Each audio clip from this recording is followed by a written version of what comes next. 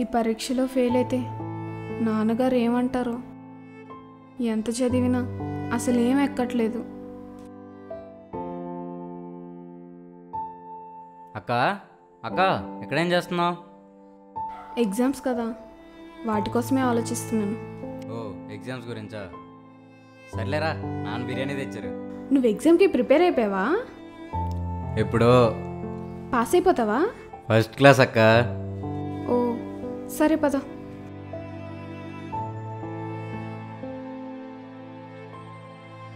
అక్క హాయ్, ఏంటి అలా ఉన్నావు? ఏం లేదు. అవును, ఎగ్జామ్ ఎలా రాసావు? పర్లేదు. నువ్వు? సూపర్ అక్క. ఈసారి చూడు, డాడీ పక్కాగా నాకు బైక్ కొంటారు. సరే నువ్వు వెళ్ళు, నేను గ్రౌండ్కి వెళ్ళి వస్తా. బై. అనుకున్నట్లే అయ్యింది. ఇప్పుడు ఈ విషయం నాన్నగారికి ఎలా చెప్పాలి?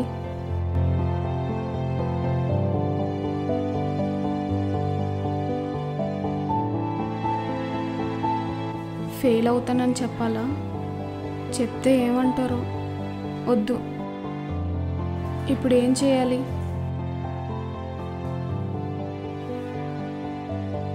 హలో భాను, మీ తమ్ముడు చనిపోయాడమ్మా. లేదు, మీరు అబద్ధం చెప్తున్నారు. ఎగ్జామ్ సరిగ్గా రాయలేదని సూసైడ్ చేసుకున్నాడు.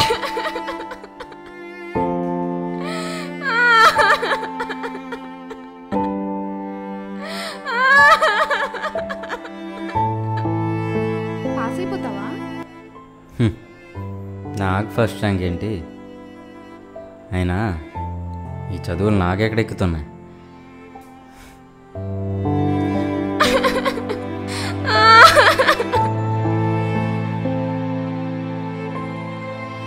నా వల్ల కాదు ఈ ర్యాంక్స్ చదువులు.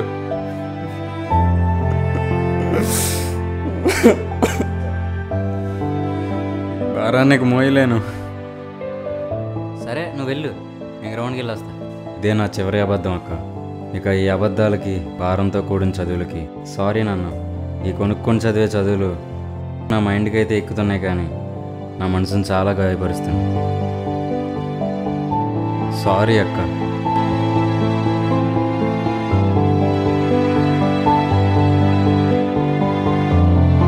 సూపర్ అక్క.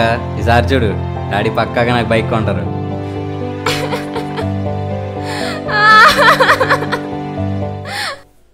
విద్యను నేర్పండి, రుద్దకండి. విద్యను అందించండి, అమ్ముకోకండి. ర్యాంకులను నమ్మకండి, ప్రతిభను చూడండి. మీరు పరీక్షల్లో మార్కులు తగ్గాయనో, ఫెయిల్ అవుతారనో సూసైడ్ చేసుకునే ముందు ఒక్కసారి ఆలోచించండి. మీరు చాలా ధైర్యవంతులని. ధైర్యవంతులు ఇలా చేయరు.